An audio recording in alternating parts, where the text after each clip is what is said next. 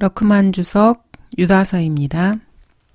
유다서는 일반 서신이며 한 장으로 구성되어 있습니다. 기독교 학자들은 여기에서도 유다서가 사도가 쓴 것이 아니라고 주장합니다. 그 근거로 야고보의 동생인 사도 유다가 17절에 너희는 우리 주 예수 그리스도의 사도들이 이전에 말한 말씀들을 기억하라 라는 이 말씀을 기록했을 리가 없다라는 것입니다. 이들은 이 유다가 야고보의 형제가 아니라 그의 아들이라고 주장합니다. 즉 예수님의 12사도 가운데에서 아버지와 아들의 부자 관계가 있는 사람이 있었다는 주장입니다. 즉 알페오의 아들인 야고보가 유다의 아버지라는 것입니다. 여기서 유다는 이스카리옷이 아닌 유다입니다. 이렇게 킹제임스 성경을 공격하는 이런 기독교 학자들의 사고체계가 참으로 놀라울 뿐입니다. 이들은 웨스트코트와 홀트 이후로 가짜 성경을 만들어내는 모든 기독교 학자들의 사고체계가 어떤지를 적나라하게 보여줍니다. 현재 존재하고 있는 모든 헬라어 필사본에서는 유다서 1장 1절을 야고보의 형제인 유다라고 말하고 있습니다. 알렉산드리아 계열의 모든 부패한 성서들은 하나같이 킹제임스 성경에 대한 증오를 드러내고 있습니다. 이들은 형제라고 말한 곳에서 아들이라고 바꿔놓았습니다. 이렇게 해서 사무엘하 21장에서는 누구누구의 형제라는 말을 없애버렸고 그 결과 골리앗을 죽인 사람이 다윗이 아니라 엘하난이 그를 죽였다고 가르치고 있습니다. 그런데도 자신을 복음 전파자라고 소개하는 수많은 목사들과 은사주의자들이 이러한 성경인 NIV를 추천하고 있습니다. NIV, 이 역본은 Not Idiot Version이라는 별명을 가지고 있죠. 즉, 미친 바보가 보는 역본이라는 말입니다. 이들이 하는 이러한 행동들은 사실 성경의 저자이신 성령님을 거짓말장이라고 말하는 것과 같습니다. 모든 히브리어 필사본에서는 역대기상 20장 5절에서 골리앗의 형제가 라흐미이고 야일의 아들인 엘하난이 라흐미를 죽였다고 기록하고 있습니다. 히브리인 그리스도인 서신의 첫 구절을 다루고 있을 뿐인데도 이렇게 마귀의 덫들이 무수합니다. 기독교 목사들이나 학자들은 자기 자신을 최종 권위로 세우고 거룩한 성경을 심판하는 심판자가 스스로 됩니다. 이것이 소위 말하는 현대의 기독교 고등교육의 실태입니다.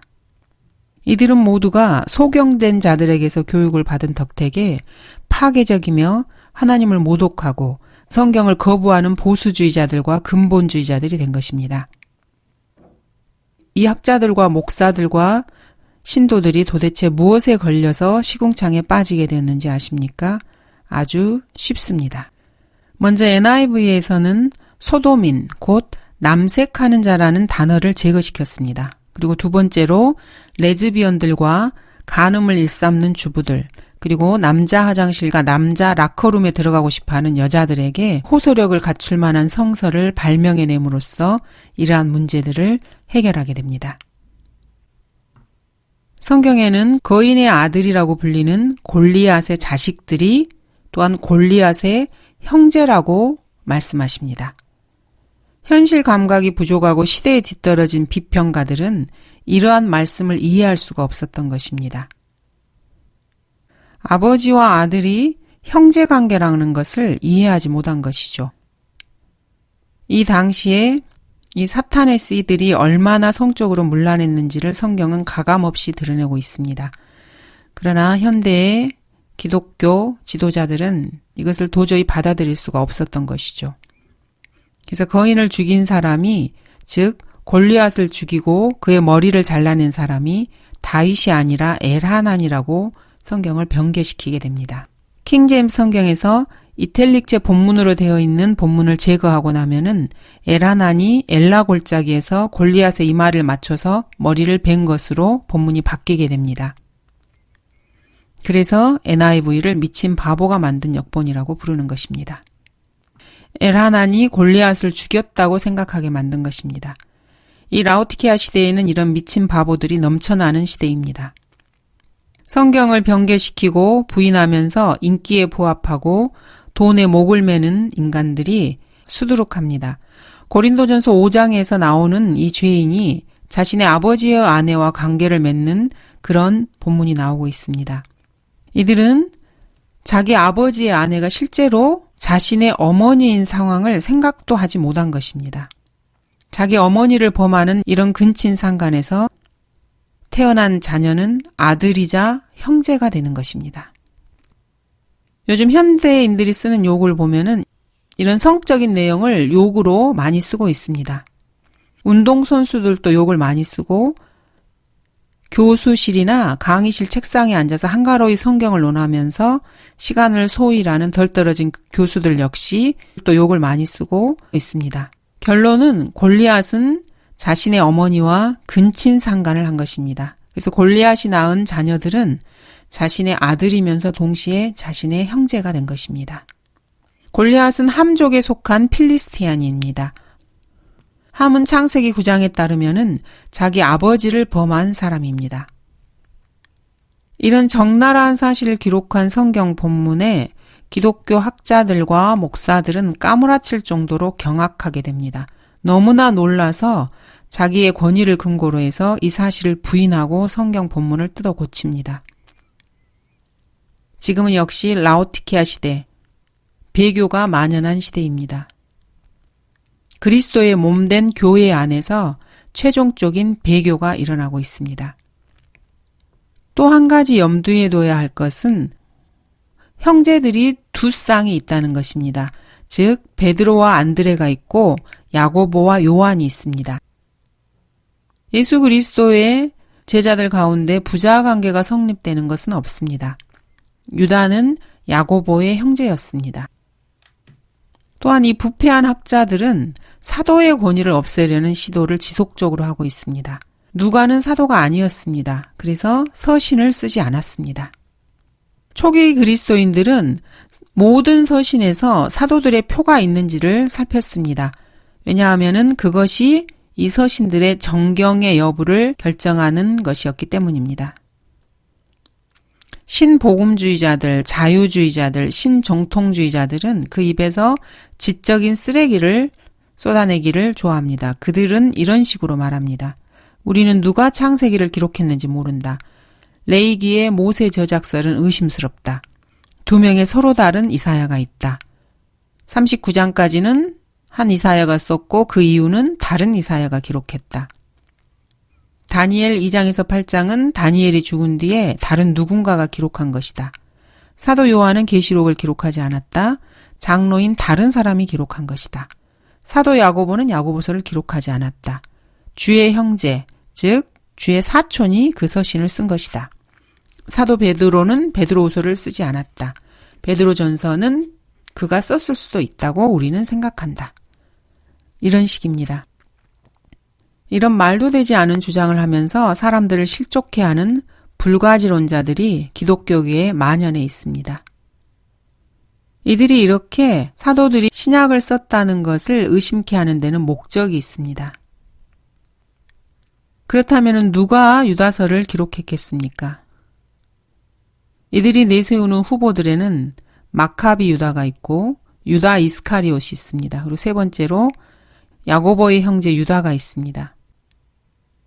또 마리아의 아들들 중에 하나인 유다가 있고 갈릴리의 유다가 있습니다. 여기에서 가장 유다서를 썼을 가능성이 있는 사람은 야고보의 형제 유다입니다. 1장 1절에서 야고보의 형제인 유다라고 표현하고 있기 때문입니다. 이 사람은 다데오라고 불리기도 합니다. 학자들은 유다서의 저자가 마리아의 아들들 중에 하나이고 주의 형제가 저자라고 주장을 합니다. 주님께서 그분의 형제에게 특별히 나타나셨다라는 것을 그 근거로 둡니다. 그러나 이 주의 형제는 마태복음 13장의 유다가 아닙니다. 야고보였습니다. 바로 이 야고보가 예루살렘 교회의 목회자가 되었고 야고보서를 기록한 사도 야고보가 아닙니다. 초기 그리스도인들은 사도가 기록한 것이 아니면은 서신으로 받아들이지 않았다는 그런 주장이 있습니다. 그 주장이 옳다고 생각을 합니다. 이 서신은 AD 66년경에 기록되었습니다. 유다서에 보면은 보호받고 함께 나누어 받은 구원 등 바울적인 표현들이 많이 나옵니다. 이는 이 서신을 기록한 저자가 바울의 하나님의 은혜의 복음을 잘 알고 있었을 것이라는 것을 의미합니다. 그러나 이 유다서는 예수 그리스도께서 지상에 재림하시기 직전에 마지막 때에 초점이 맞춰져 있습니다. 즉 히브리인이면서 그리스도인인 사람들을 대상으로 서신을 쓰고 있습니다. 이 사실을 명심해야 합니다. 그래서 이 유다서 역시 전환기적인 책인 히브리서와 맥락을 같이 합니다. 야고보서와 일맥상통합니다. 유다서 1장 1절부터 보도록 하겠습니다. 예수 그리스도의 종이요 야고보의 형제인 유다는 하나님 아버지에 의하여 거룩하게 되고 예수 그리스도 안에서 보호받고 부르심을 받은 자들에게 편지하노니 자비와 평강과 사랑이 너희에게 풍성하기를 바라노라. 사랑하는 자들아, 우리가 함께 나누어 받은 구원에 대하여 내가 너희에게 글을 쓰려는 마음이 간절하던 차에 성도들에게 단번에 전해주신 믿음을 위하여 힘써 싸우라는 편지를 써서 공고해야 할 필요를 느꼈노니. 유다는 자신을 종으로 소개합니다. 야고보나 베드로 전후서와 동일하게 시작하고 있습니다. 이 종들은 모두가 다 유대인입니다. 자기의 종들인 선지자들은 백보자 심판에 구원받은 성도로 나타납니다. 대환란 때 순교자들은 동료 종이라고 표현합니다. 나도 선지자들인 내 형제들과 이 책의 말씀들을 지키는 자들과 같은 너의 동료 종이니 하나님께 경배하라. 2절에 자비와 평강과 사랑이 나옵니다. 유다서에 자주 등장하는 삼위일체 시리즈입니다. 그리스도인들은 그리스도의 심판석에서 아들 하나님의 자비가 필요합니다. 그리스도인들은 그리스도의 심판석에서 자비를 얻을 수 있습니다. 그것은 이 땅에서의 섬김과 연관이 되어 있습니다. 바울은 디모데후서 1장 18절에서 그날에 주께서 그로 하여금 주의 자비를 얻게 하시기를 원하노라고 말하고 있습니다. 그가 에베소에서 얼마나 많은 것들로 나를 섬겼는지 내가 잘 아느니라. 바울 자신을 잘 섬긴 오네시포로에게 하나님께서 자비를 베풀기를 원한다고 말하고 있습니다. 그리스도의 심판석에서 말이죠. 그리스도인들은 아버지 하나님께로부터 오는 평강을 받을 수 있습니다. 또한 하나님의 사랑이 성령 하나님에 의해서 그리스도인들의 마음에 부어져 있습니다. 로마서 5장 5절을 보도록 하겠습니다. 소망이 부끄럽지 않은 것은 우리에게 주신 성령에 의하여 하나님의 사랑이 우리 마음속에 부어졌기 때문이라. 그리스도인들의 마음에는 하나님의 사랑이 부어져 있습니다. 3절은 우리가 함께 나누어 받은 구원에 대하여 내가 너희에게 이렇게 말하고 있습니다. 이 글이 과거에 기록된 것임을 알 수 있습니다. 글을 쓰려는 마음이 간절하던 차에 알렉산드리아 이단은 잃어버린 서신이라는 것을 발견하게 됩니다. 성경의 현재의 정경에 몇 개의 외경을 앞으로 더 추가할 수 있다는 그런 여지를 주고 있습니다. 이들은 마카비 1~2서, 집회서, 허마의 목자서, 벨과 용, 토빗, 유딧 등을 성경에 첨가시켰습니다. 이런 막이 들린 학자들은 이런 책들이 성경에 포함되어야 한다고 주장합니다. 유다가 썼다고 생각하는 문서가 또다시 발견된다면은 성경이 하나 더 발견된다는 셈이죠. 이들의 주장에 따르면은 그리스도인들이 1900년간 부족한 신약 성경을 가지고 살아왔다는 뜻이 됩니다. 로마 카톨릭이 주장하는 말을 액면 그대로 성경대로 믿는 사람들이 받아들인다면은 성경이 66권이 아니라 73권의 정경이 있어야만 할 것입니다. 이들은 존재하지도 않는 신화적인 책인 에녹의 책을 이런 식으로 만들어냅니다. 이들은 마땅히 성경에 있어야 할 일부분이 성경에 없어졌고 우연히 사라지게 되었다라는 식으로 말합니다. 이들은 아직도 온번 아람어 마태복음을 찾고 돌아다니고 있습니다. 반석이 예수 그리스도가 아니라 시몬 베드로라는 것을 증명하기 위해서입니다. 이들은 또한 라오디케아에서 온 편지도 여전히 찾아 헤매고 있습니다. 이 서신이 정경에 포함되어야 한다고 주장하고 싶은 것입니다.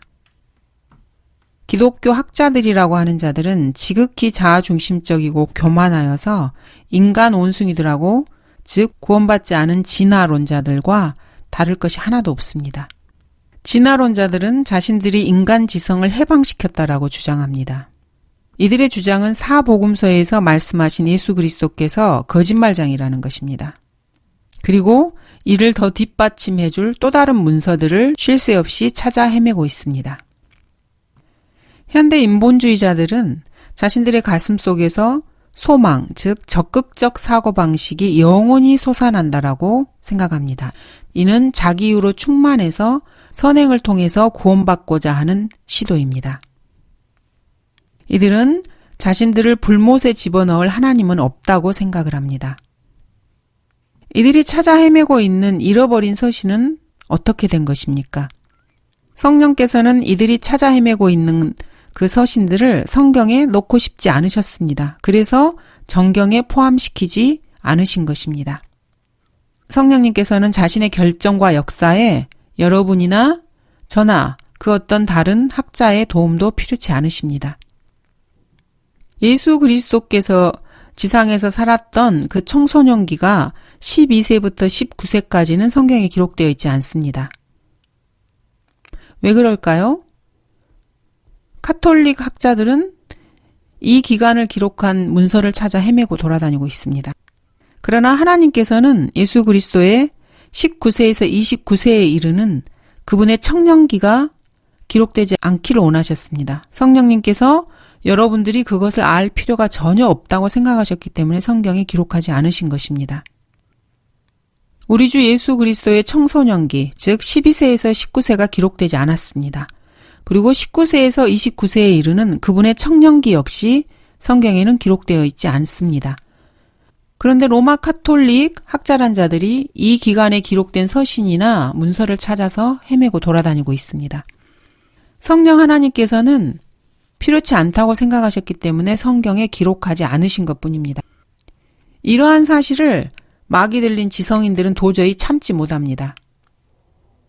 즉, 모든 의문들에 답변할 모든 해답들을 찾을 수 있는 정보를 자기가 가지고 있지 않다는 것을 견디지 못하는 것입니다.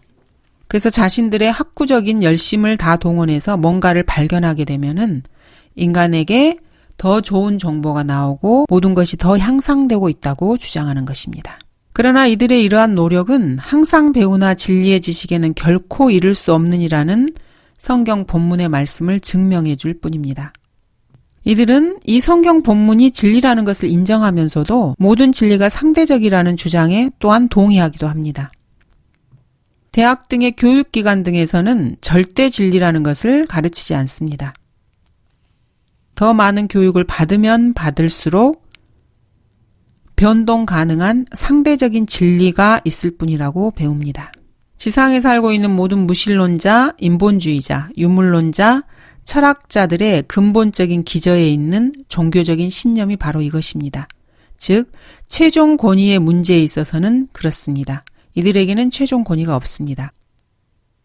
성경을 바라보는 입장이 파괴적인 이런 비평가들 역시 정보가 부족하기 때문에 지식이 결핍된다고 생각을 합니다. 그러나 성경에 따르면 이러한 태도는 항상 악한 사고와 악한 생활에 기반을 두고 있습니다. 이들은 이런 식으로 말하죠. 우리가 에녹의 책을 찾을 수만 있다면, 라오디케아에서 온 편지를 볼 수만 있다면은, 성경 무슨 구절을 어디서 인용했는지 알 수만 있다면은, 이런 식으로 말을 합니다. 그래서 어쨌다는 겁니까? 끝없는 불신과 혼란만 가중될 뿐입니다. 이런 식의 태도를 갖게 되면은 성경이 말씀하시는 바를 계속 거부하기만 합니다. 또 거듭남, 즉 새로운 출생 없이 지옥으로 가는 길을 재촉할 뿐입니다. 혹시라도 이 중에 구원받은 사람이 있다면은 그리스도의 심판석에서 당하게 될 엄청난 불놀이가 있게 될 것입니다. 지구상에서의 위대한 종교적 지성인들이라는 자들은 이러한 잃어버린 문서를 찾는 것이 얼마나 중요한지 계속해서 떠들어댑니다. 그러나 참된 그리스도인에게는 필요한 모든 문서가 이미 다 있습니다. 창세기부터 요한계시록까지 66권의 모국어로 보존된 한글 킹제임스 성경이 이미 다 구비되어 있습니다. 모든 그리스도인에게 또는 구원받지 않은 모든 사람에게 필요한 하나님의 모든 말씀이 다 구비되어 있다는 사실을 믿지 않는 사람들만이 새로운 것을 찾아 헤매고 있는 것입니다. 이들 알렉산드리아 계열의 모든 조작된 로봇들을 프로그래밍하는 자들은 모두가 다 동일한 자들입니다. 이들은 수많은 기독교 학자들과 그들의 목사들의 지성을 조작합니다. 이들 학자들은 야고보서나 베드로전서, 히브리서가 사도의 저작임을 부인하려고 안간힘을 쓰기보다는 자신들 마음속에 있는 우매함을 깨달아야만 합니다. 사도 베드로의 실수와 죄들은 영원히 1.1획도 없어지지 않는 하나님의 말씀에 기록되어 있습니다. 이 말씀은 하늘에 세워져 있습니다.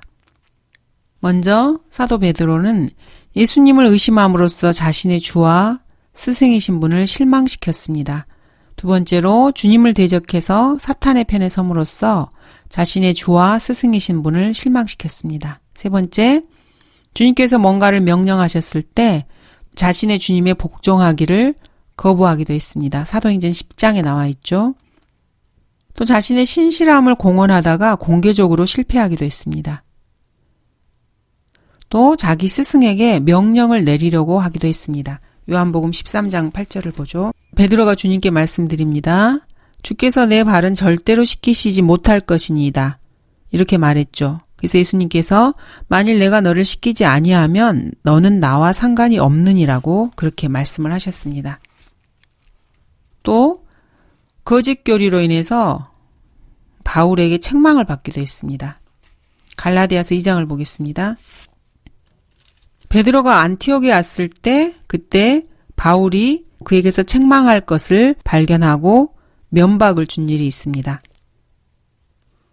이는 몇몇 사람이 야고보에게서 전에 그가 이방인들과 함께 먹다가 그들이 오니 할례자들에게 속한 자들을 두려워하여 뒤로 물러나 혼자 떨어져 있었기 때문이라. 다른 유대인들도 마찬가지로 그와 함께 유선을 행하니 심지어는 바나바까지도 그들의 유선에 끌려가더라. 마침 나는 그들이 복음의 진리를 따라 올바르게 행치 아니하는 것을 보고 모든 사람 앞에서 베드로에게 말하기를 당신은 유대인으로서 유대인처럼 살지 아니하고 이방인들의 방식을 따라 살면서 어떻게 이방인들을 유대인처럼 살도록 강요하느뇨 하였노라. 우리는 본래 유대인이요 이방의 죄인들이 아니로되. 이렇게 바울은 사도 베드로의 위선을 책망합니다. 또 베드로는 다른 제자의 일에 관여함으로써 예수님에 대한 개인의 책임을 회피하려고 한 적도 있습니다. 요한복음 21장을 보겠습니다. 사랑하시던 제자, 즉 요한이 예수님을 따라오는 것을 보았을 때 베드로가 이제 질문을 합니다. 근데 이 요한은 가슴에 기대어서 주여 주를 배반할 자가 누구니까 하고 물었던 그 요한입니다. 그를 보고 베드로는 예수님께 주여 이 사람은 어떻게 되겠나이까 라고 말씀을 드립니다. 그러자 예수님께서는 베드로에게 내가 올 때까지 그를 머물게 하고자 한들 그것이 너와 무슨 상관이냐. 너는 나를 따라오라. 이렇게 말씀을 하십니다. 또 베드로는 욕하고 맹세함으로써 예수 그리스도를 부인하기도 했습니다. 이런 모든 베드로의 부족함이 성경에는 전혀 각색되지 않은 채 그대로 다 기록되어 있습니다. 베드로는 자신의 과거에 대해서 참으로 회상하고 싶지 않을 것입니다. 우리가 함께 나누어 받은 구원에 대하여 성도들에게 단번에 전해주신 믿음. 이는 진리를 총체적으로 표현하는 것입니다. 그리스도인들이 믿는 것들의 전체 총합을 말합니다. 바울은 내가 믿음을 지켰으니 라고 말합니다. 바울이 말한 그런 것입니다. 디도도 유다가 표현한 것과 같은 믿음 안에 있었습니다.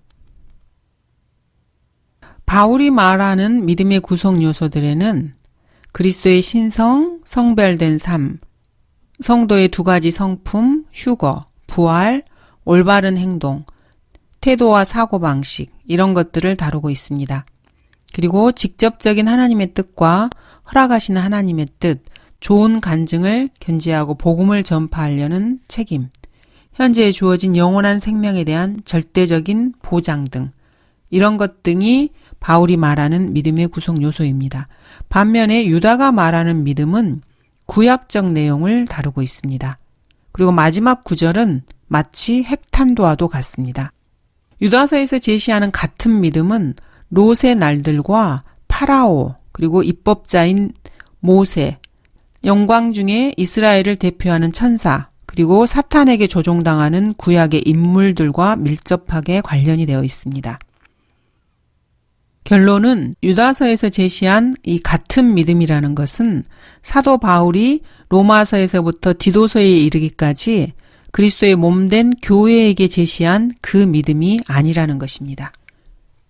즉 이방인들을 대상으로 바울이 말한 그 믿음이 아닙니다.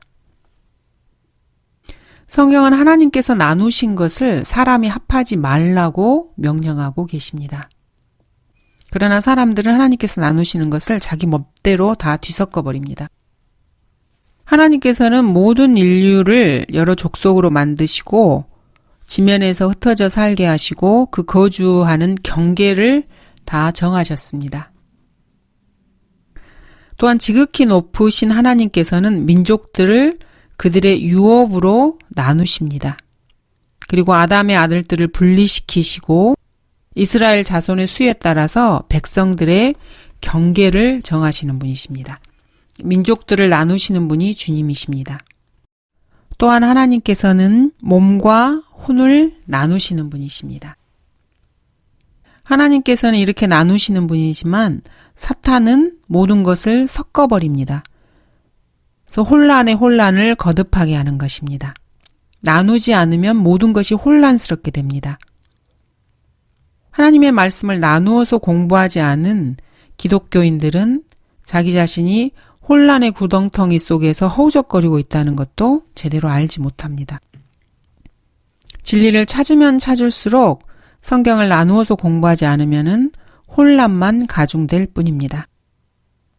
성도들에게 단번에 전해주신 믿음이라는 이 유다서에서의 표현은 예루살렘 회의에서 사도들이 이방인들에게 정해준 그러한 믿음이 아닙니다.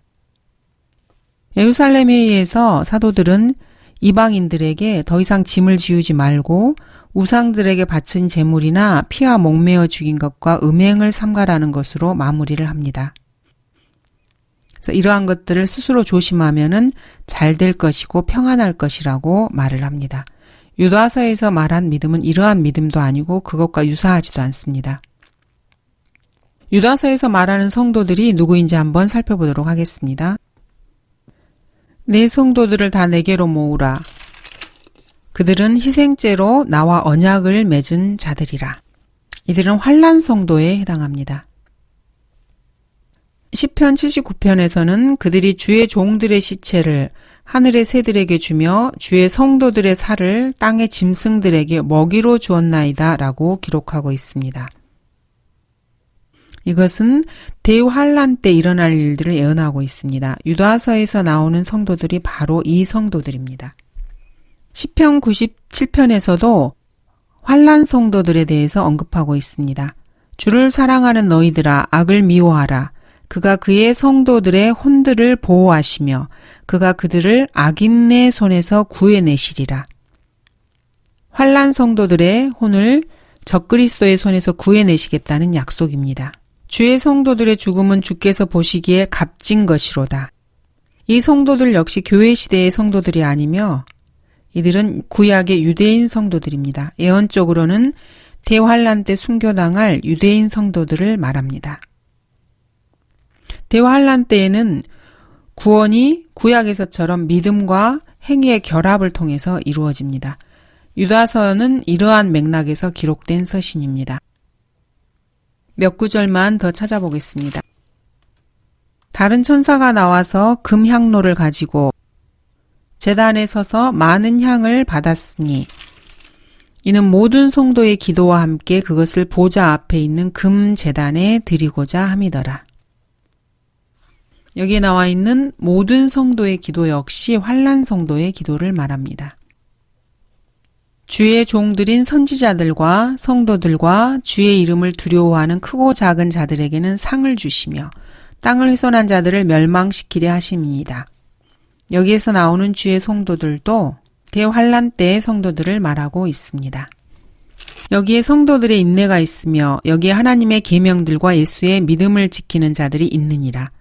이 성도들은 하나님의 계명과 예수님에 대한 믿음을 둘 다 지켜야만 합니다. 그래야 구원을 받을 수 있는 것입니다. 그들이 성도들과 선지자들의 피를 흘렸으므로 주께서 그들에게 피를 주어 마시게 하신 것이 그들에게는 마땅하니이다. 대환란 때에는 지상에 사는 사람들에게 하나님께서 자신의 성도들의 피를 흘린 대가로 그들에게 피를 주어 마시게 하실 것입니다. 모세가 강물을 피로 바꾼 것과 마찬가지입니다. 마태복음, 히브리서, 야고보서, 계시록 이런 주석서들에서 러크만 목사님께서 수차례 밝혀놓았습니다. 소위 말하는 일반 서신에는 이러한 행위의 요소가 지속적으로 나타나고 있습니다. 유다서 역시 일반 서신에 속합니다. 율법 시대와 대환란의 경륜은 믿음과 행위의 조합입니다. 믿음만으로는 그 시대에는 구원을 받을 수 없습니다. 자신의 믿음을 행위로 입증해야만 하는 것입니다. 지금 교회 시대에 믿음에 대해서 행위를 주장하듯이 대환란 시대가 되면은 오직 믿음으로만 구원받는다는 이런 이단들이 다시 생겨날 수도 있습니다. 이들은 늘 시대를 혼동하고 자기 멋대로 다룸으로써 스스로 구원을 잃어버리는 자들입니다. 4절, 이는 어떤 사람들이 몰래 들어왔기 때문이라. 경건치 않은 자들이라. 유다서에서는 경건치 않은이란 단어가 6번 나옵니다. 유다서는 베드로후서와 아주 긴밀하게 잘 들어맞습니다. 또한 많은 사람들이 그들의 파멸의 길을 따르리니 그들로 인하여 진리의 길이 비방을 받을 것이라. 또 소돔과 고모라 성읍들을 무너뜨림으로 정죄하여 죄가 되게 하셔서 후세에 경건치 않게 살 자들에게 본으로 삼으셨으며 또 사악한 자들의 음란한 행실로 인하여 고통당하는 의로운 롯을 건져내셨으니 특히 더러운 정욕 가운데서 육체를 따라 행하고 통치권을 무시하는 자들에게니라. 그들은 대범하고 완고해서 위험 있는 자들을 비방하기를 두려워하지 아니하느니라. 그들이 바른 길을 버리고 빗나가서 보올의 아들 발라함의 길을 따르는도다. 그는 불의의 삭슬 사랑하였으나. 이들은 물 없는 샘이요 폭풍에 밀려다니는 구름이니 이들을 위하여 흑암의 안개가 영원히 간직되어 있느니라. 그들에게 자유를 약속하나 자기들 자신은 타락의 종들이니 누구든지 정복을 당하면 그는 정복한 자의 종이 되느니라. 이렇듯 유다서는 베드로후서와 긴밀하게 연결되어 있습니다. 경건치 않은 자들이 몰래 들어왔다고 말씀하고 계십니다. 사도 요한이 말한 성도들에게서 나간 배교자들과는 달리 양의 옷을 입은 이런 이리들이 양우리 안에 몰래 들어옵니다. 교회 시대의 이런 자들은 사도 바울이 사도행전 20장에서 장로들에게 경고한 자들입니다. 사도 바울은 이렇게 경고하고 있습니다. 내가 떠난 후에 흉악한 이리들이 너희 가운데로 들어와서 양떼를 아끼지 아니할 것이며. 대환란 기간에는 이런 몰래 들어온 자들은 자칭 유대인이라고 말하지만 사실은 아닌 자들이며 악한 자의 자녀들이고 쭉정이들입니다. 4절, 그들은 우리 하나님의 은혜를 세귑거리로 바꾸어. 이 구절은 초극단 은혜를 주장하는 이단들, 즉 벨링거, 벌링거, 샤르무어, 왓킨스 등 이들의 은혜 신학을 논리적으로 벼랑 끝으로 몰아세우는 구절입니다. 이들은 스스로 바울적이라고 부르면서 행위가 전혀 필요 없는 초극단 은혜를 주장하는 교리입니다. 그러나 이들이 전한 것은 바울이 전파한 것과 상치됩니다. 바울은 이렇게 전했습니다. 먼저 다마스커스의 사람들과 예루살렘과 온 유대 지방에, 그 다음에는 이방인들에게 회개하고 하나님께로 돌이켜 회개에 합당한 일을 행하라고 전하였더니, 바울은 회개에 합당한 일을 행하라고 전했습니다. 바울의 이 말은 마치 야고보서 2장 30절처럼 들립니다. 방금 인용한 구절에서 바울이 전한 것은 침례인 요한이 이스라엘에게 전파한 것과 같습니다. 침례인 요한 역시 이렇게 말했습니다. 오 독사들의 세대야, 누가 너희에게 다가오는 진노에서 피하라고 경고하더냐.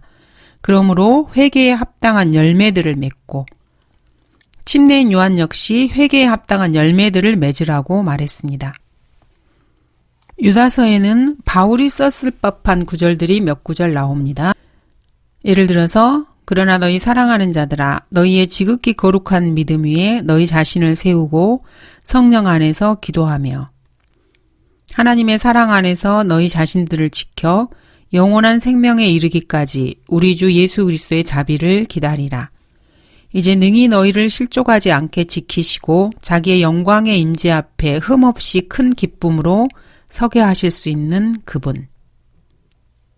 그런데 하나님의 사랑 안에서 너희 자신들을 지켜라는 이 표현은 바울적이지 않습니다.